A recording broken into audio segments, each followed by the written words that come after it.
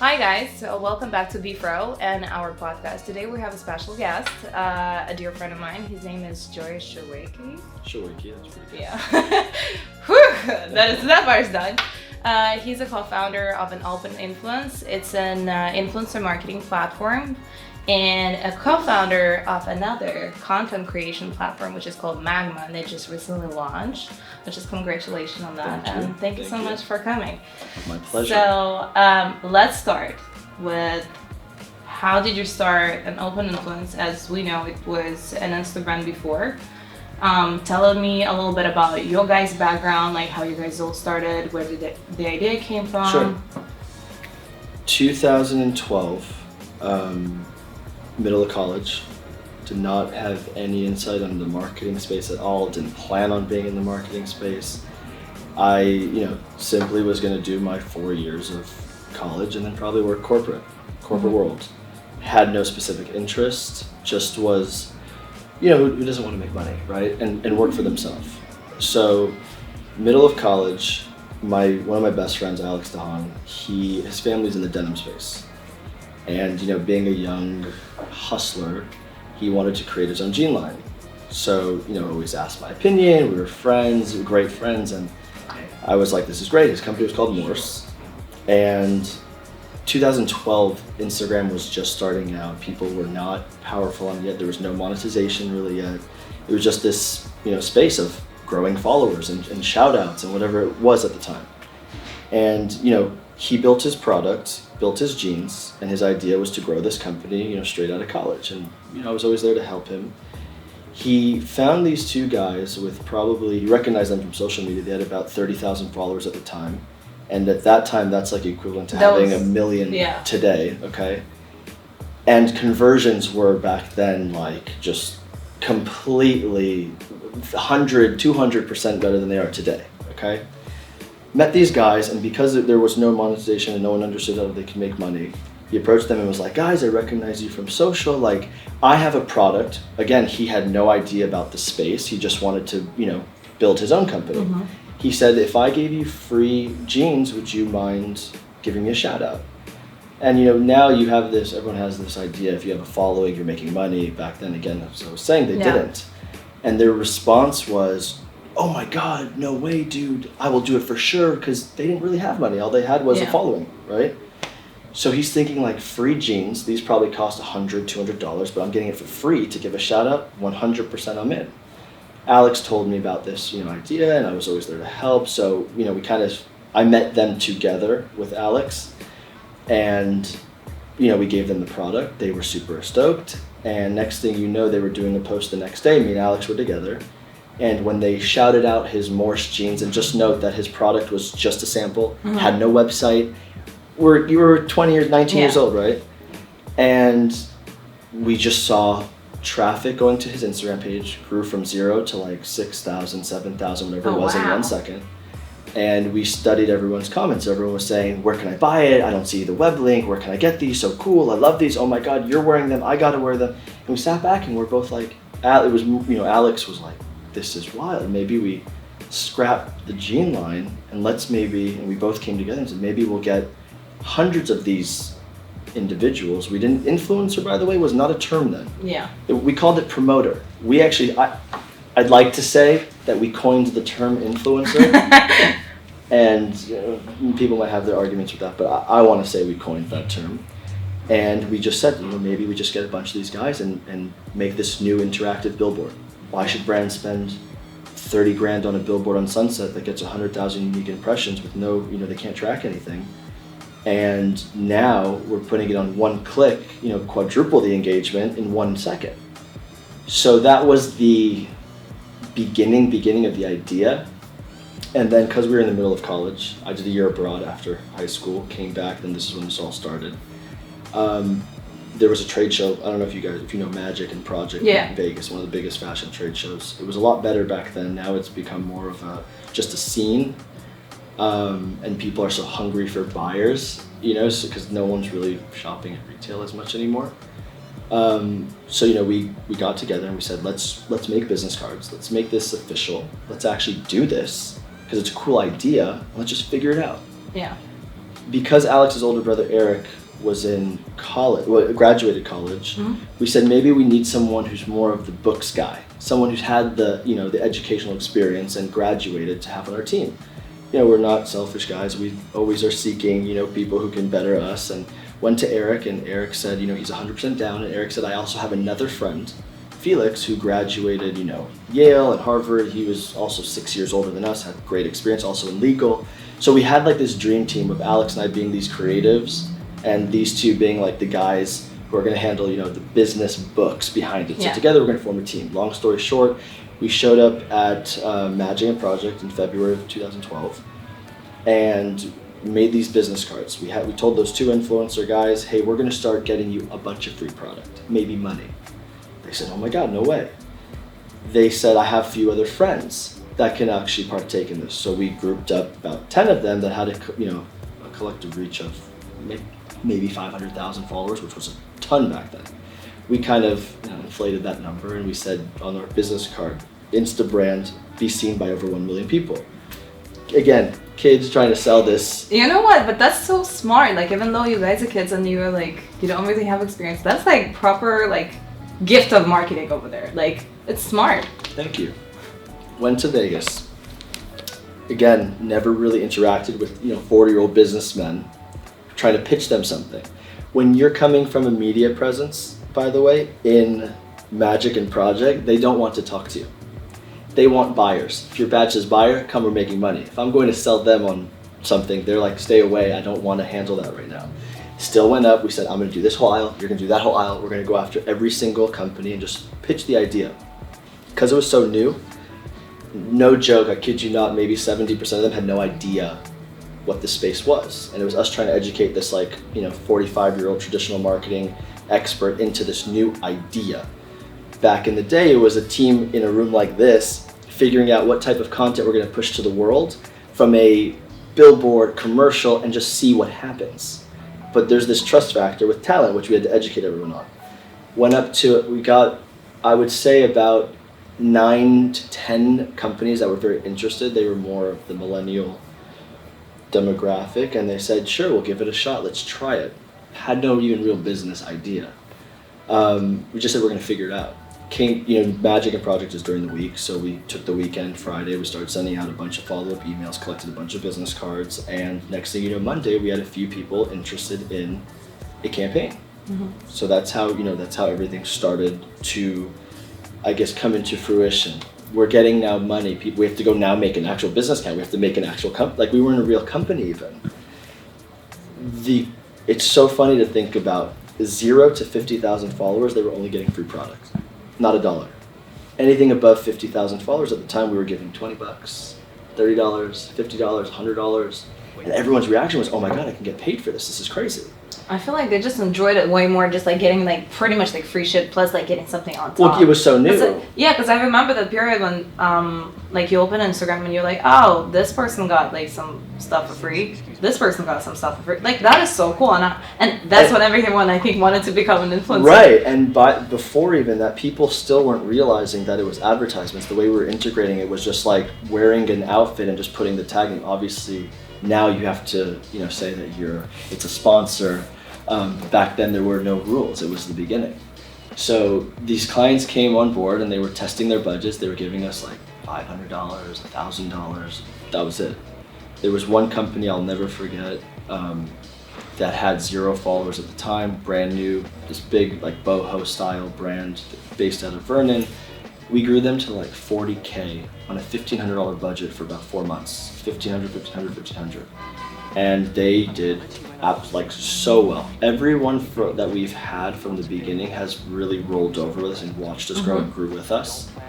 Again, it was a major educational process.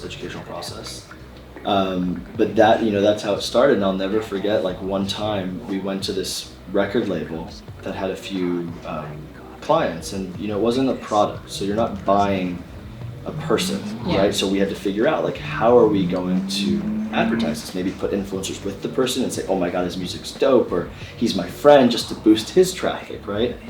And this company, I'll never forget, it was our first big check, and the big check was $6,000. And $6,000 in the first 3 months of working, we got in the car after and we were like, $6,000, we got $6,000 to the bank account, it's amazing. And then we started to get more talent. Then we started emailing. We built this all in a spreadsheet. It just started flowing. Once we had kind of like this system down, that's when I said we have to do this event. We've got like 25 influencers that we're paying and they are so happy with us. In the beginning, we were signing them, we had our contracts, which happy we didn't stay that route because now we work with over 500,000 influencers. But it was a great time to like, great feeling to give these people this stream of revenue that they never imagined they can have. And people that were like literally broke, not knowing where their next move was, and us being able to facilitate all this money to them, and they were just so grateful. It was really awesome. It was just one of my favorite things is watching these individuals today who you see with millions of followers who are super successful, remembering who they were 8 years ago, coming with like zero clue on what their next move was. And I'm happy that we were able to, help bring this space to where it is today. Yeah, that all sounds incredible, especially you guys being like, what, in your like early 20s, right? Yeah. Yeah, so none of you had like any experience, like except for like that one guy.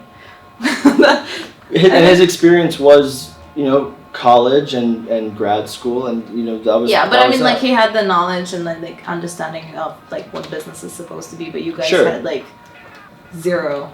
If anyone asks me where did I go to college, I don't even mention the 2 years where I went abroad. I say Instabrand University. Everything I learned was from that experience. If I didn't know something in legal, we would have our lawyer literally come in. He understood how we're on this growth path, so he was there to help, and we're obviously paying him for his time. And he would draw up the big whiteboard and explain everything that I needed to know. That was my class in law. Every class that I took was through my career. Yeah, it's where you were. Which was awesome because, today I'm not the most studious person. I didn't love, school in high school. I was about sports, and having my fun free time. And, you go to school and, you're getting taught all these things, which is great. It's a plus. I still recommend going to get an education because it is a ticket to your job when they request, where to go to school. And it's just great to have that experience. My experience abroad was learning how to live alone. Not even the education process of like how, what chem is, right? So, I mean, with my Instabrand University, I learned, I think, a lot more than I would have done in college. So I don't regret ever leaving, obviously. Yeah, no, I completely understand because I feel like even though I went to like one of the top universities for fashion, I feel like I didn't get enough education over there, and I got way more education while kind of building Bfrow and rebuilding Bfrow and like talking to people in the industry. So yeah, tell me, what do you think as an expert on influencers? Tell me what you think about the influencer marketing. Like, what's gonna be like? What's your prediction? Do you think it's still gonna be like as big, or is it already going like downhill slowly?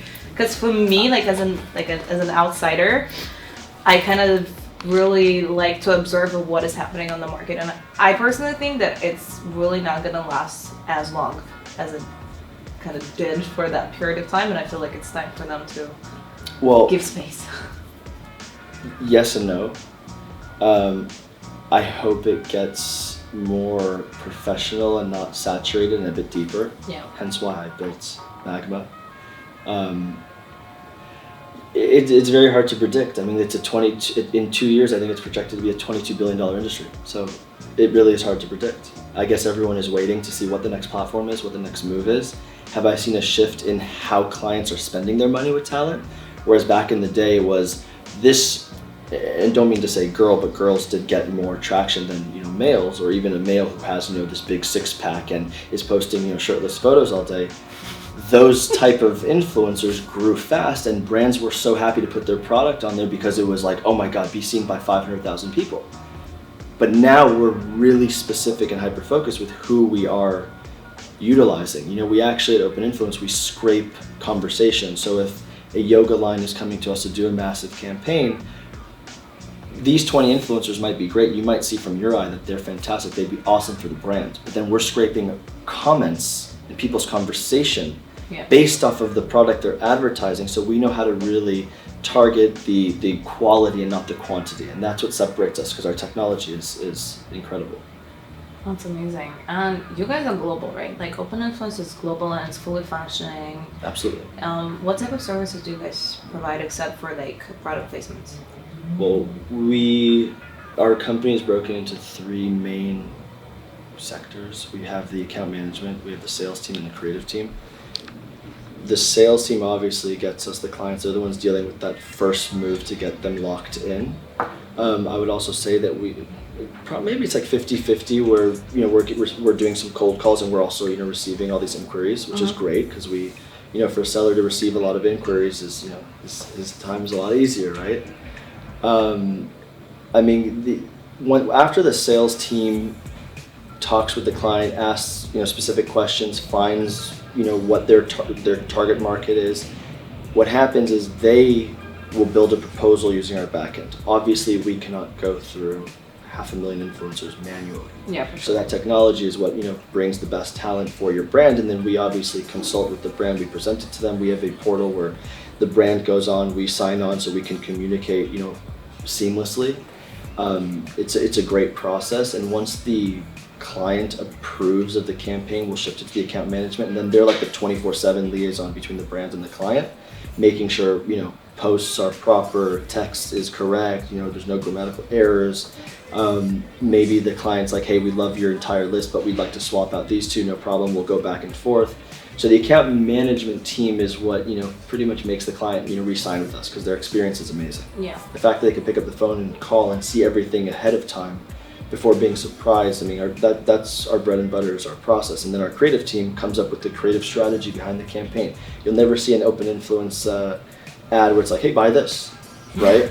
We go through a real, organic, fun, engaging campaign. And that's also what separates us from a lot of other companies. Yeah, because that's what I constantly see on like the Kardashians. It's like the worst marketing that they could ever do. But they can't. Obviously they can. They can be like, listen, buy those.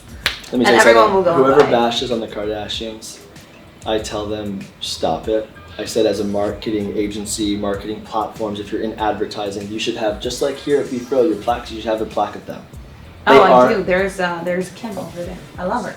No, like don't get me wrong. Like I love Kardashians. They are the number one marketers in the world. Yeah, They know what to do. They know how to do it. I- And they're very professional. they are very.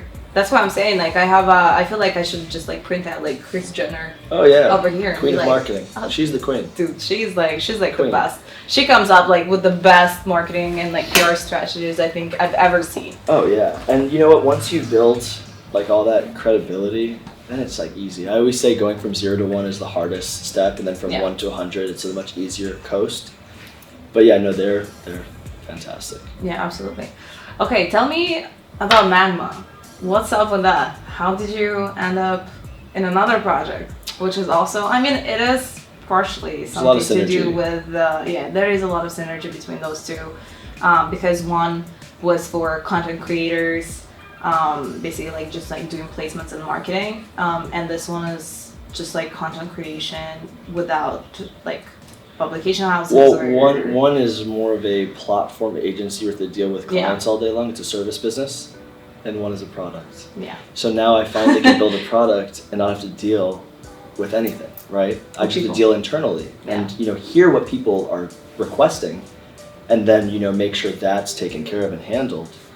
But I'm excited to now have a product, not fully be at the day-to-day operation of a service business. Even though I love Open Influence, that's where my passion is now. Is now being in the marketing world, it's awesome. But about 2.5 years ago, I've got great friends. What can I say? Alex, with Open Influence, and then you have my friend Jake Warner, who came from our moms went to Beverly Hills High School together, so I've known him before the womb. He came to me seeking just advice on his venture. And he came to my office and he was like, Joey, I've got this idea. He came from Red Bull Media House. They were having, I think 10 million a year or something in media spend and content, and they couldn't distribute it anywhere. They're distributing it to Instagram, they're distributing it to YouTube for long form, and they're just like all this amazing story that is not really being shared. We also all grew up in the 90s, right? So we had magazines. right? You know, if you were into fashion mags or I was into motocross mag, I'd get Transworld, open up Transworld. I don't have to fully read everything, but I can read what interests me. I can flip through the pages and see the amazing pictures. And any ad that's in there is going to be pertaining to the genre that I selected. Yeah. So I might see an FMF pipe, I might see rims, I might see handlebars, but it all pertained to motocross, right? So I was opening up something that I was interested in, not getting thrown random content, which you know, happens today all the time, at my face. So Jay came and said, I've got this idea to make these, allow users to create their own digital magazines. And at first you're like, okay, what does that mean? Let's dive a bit deeper into it. And then when we sat down and really went through it, I said, oh my God, this can be something massive. I said, with the power that I have at Open Influence, it can be a major driver and push to our success with this new company. Mm-hmm. Obviously, people see applications all the time and they don't understand how complex and how hard it is to build this piece of tech. They don't understand. And it's not like we're building an Uber-like platform where you just say, oh, it already exists, the code, let's just plug that into a new concept. Completely custom code. So came to me this idea. I spoke with my business partner, Eric, who's still our CEO today, and we're best of friends. And I said, listen, I've been here for 6 years every day. I gotta pursue this passion product. I just gotta do it. And I left the company in great hands, and I'm not there on the day-to-day operation anymore. Obviously, I still have my vested interest, and I still have to, delegate some time there. But I fully jumped to start the creation of Magma. We were able to secure a nice size of funding right off a PowerPoint presentation, which doesn't happen.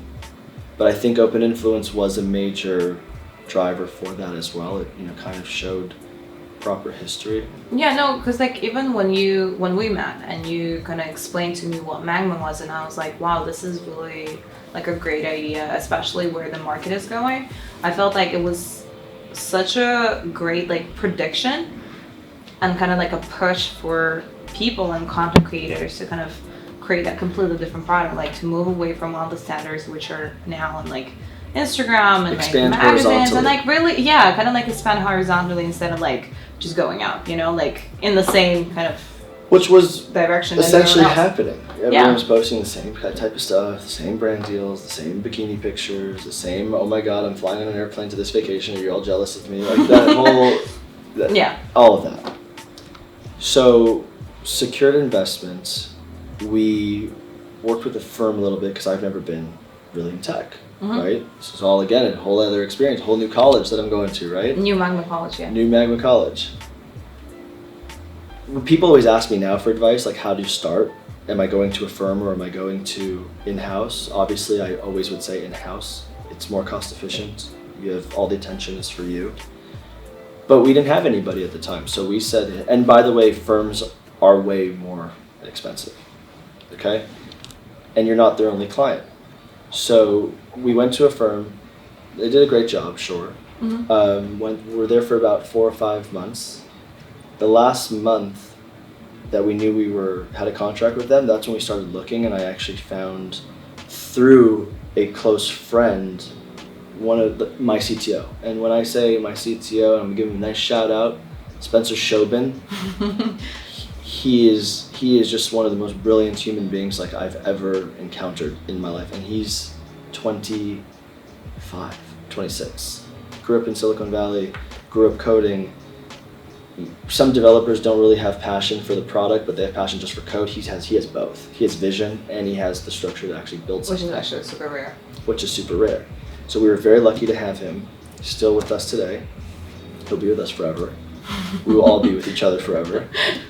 And now we are 2.5 years later with a product finally to release to the world. We did our first soft launch 6 days ago, and we're already at 3,000 users, which is cool. Amazing. Did not ask anyone to push it, just said, hey guys, it's open. And what we do is we allow users to create their own digital magazines. Why are we called Magma? Magma had mag in it like magazine, and then magma is the hottest substance under earth. When it erupts, it creates land, right? Mm-hmm. So we're the real content creation platform. It all flows. I just love those I just love when you were like trying, because I remember you explained this to me like the meeting, and I was like, this is like so It's like deep. marketing, and it's so deep. deep because like if people start asking me about like Bfrow name, I go deep. Everyone's like, wow, Right. really? Because we thought it was just like fashion, like being the front row, all that, and I'm like, oh no. I was like, it's way deeper, and that sells, Yeah, like for sure. people love a good story. Hence the and, orange too, right? Yeah. That's where the orange came from, and you see a lot of these tech companies are using a lot of blue and green, so we kind of wanted to be different, that pops more. But you like we were saying, expanding horizontally. Instagram, you have such limited real estate space. Mm-hmm. You've got your square image, your caption, and the attention span is so short. It's quick. It's scroll, scroll, scroll, tap, tap, tap. I know a lot of people will put effort into a story, say, guys, check this out, talk about something. But 90% of those people are tapping right through it just because they're OCD and they want to clear that. And you're not getting those results anymore.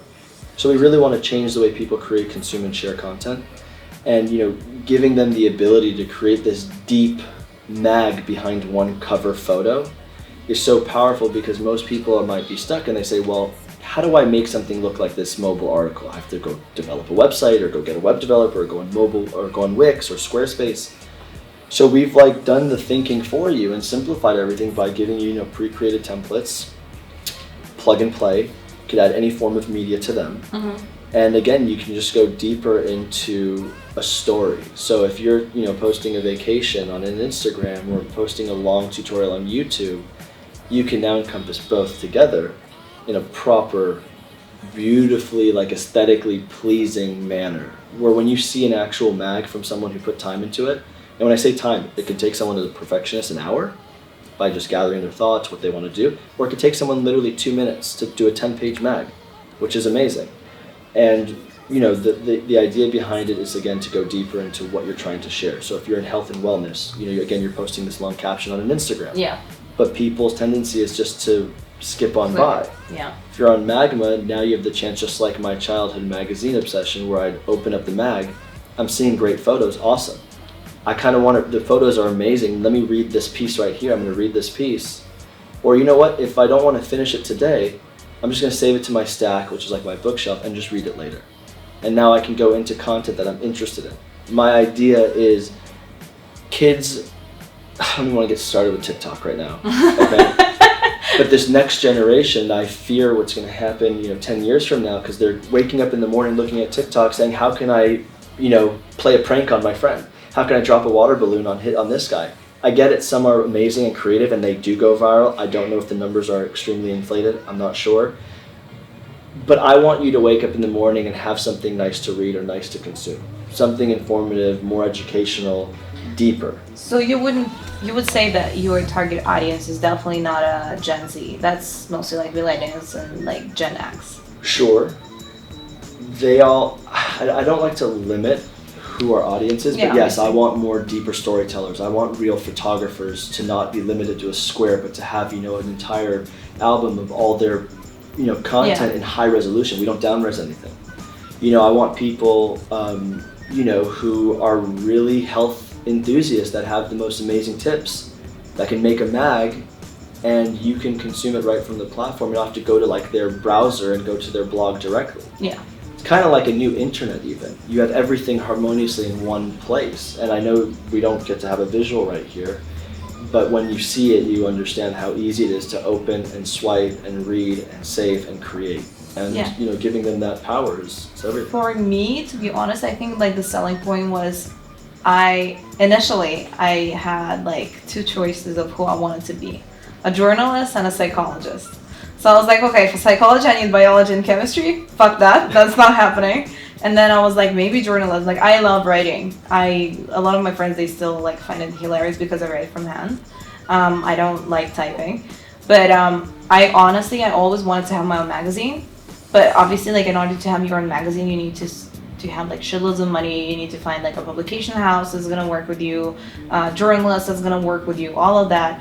And then doing just a blog post, it's not a thing for me. It doesn't work for me. I want a full-on magazine, for people to read, especially that I do love everything digitally, It's very convenient, obviously. And for me, when I started doing that, I mean, you saw my mags. They're cool, right? They're awesome. They're awesome. Yeah, and I mean, it was super easy, and I loved creating it because I can do different things. It's like an actual magazine, just like it's your own.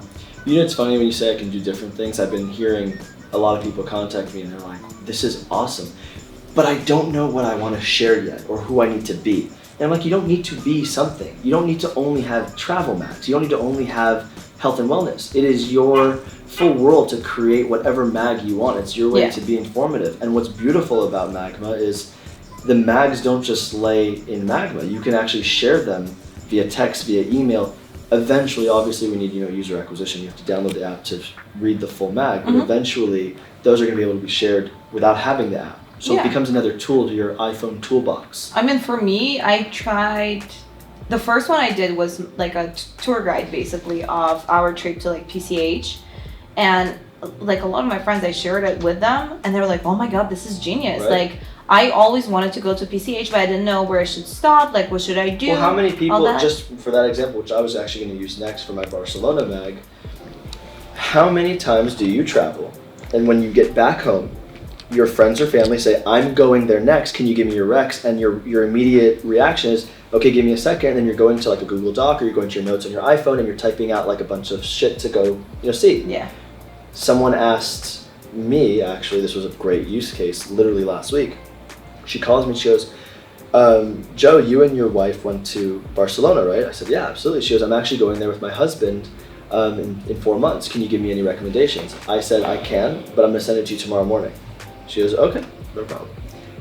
I simply drafted up a mag on my trip to Barcelona. I started with a cover. I said Ultimate Guide to Barcelona. The next page was, the Gaudi Park that I went to go see, and the Gaudi House, and I put the links to where you can buy tickets for that. I explained, what the best time to go and when I went. The next page was like my trip to Costa Brava, which I rented a car. I said drive an hour, up the coast, and you're in this whole new place that most people, even all my friends who have done their year abroad in Barcelona, not one has went to Costa Brava or Tossa de Mar. And this place is absolutely like magnificent. You see like Game of Thrones rocks mixed with the Caribbean Ocean, and you have to hike from the top of these cliffs, all the way down these private beaches.